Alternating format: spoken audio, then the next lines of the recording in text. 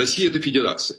Она состоит из большого количества государств, субъектов федерации, то, что называют в Америке states, у нас это области и республики. И каждое такое государство имеет право на свою внутреннюю политику, особенно в области культуры. Не надо забывать, что Российская Федерация – это родина, в реальном смысле слова, для многих народов. У чеченцев нет другой страны, кроме Чечни, в составе Российской Федерации. Соответственно, они свою национальную политику осуществляют в своей стране, которая является частью Российской Федерации, как и татары, как и якуты и все остальные. И в этом смысле они могут исходить из интересов своего народа.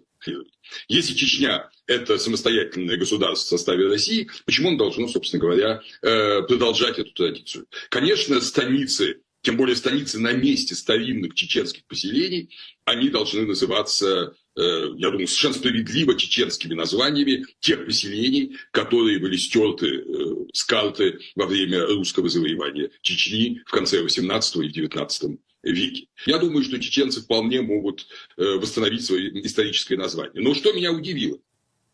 Что они не восстанавливают историческое название.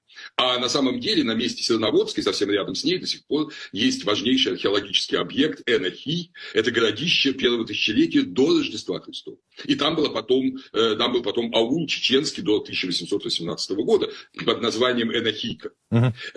Он переименован был сначала в преградный стан, Ермоловым характерное название, то есть преграда от чеченцев. Потом в станицу Михайловскую, ну а дальше вы уже переименование знаете. Чеченцы имеют право называть населенные пункты так, как они считают нужным. Если они не хотят хранить память об этой давно исчезнувшей, кстати говоря, шелкоткацкой фабрике и хотят назвать этот населенный пункт Тереком, в Тереке нет ничего плохого, она стоит на берегу Терека.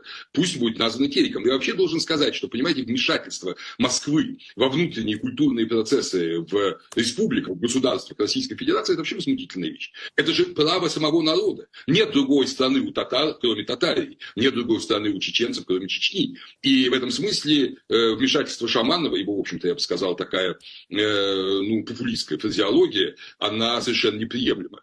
Это сейчас, да, во многом из-за как раз двух чеченских войн, одним из руководителей которых был Шаманов, Чечня лишилась своего русского населения. И поэтому теперь там нет русских.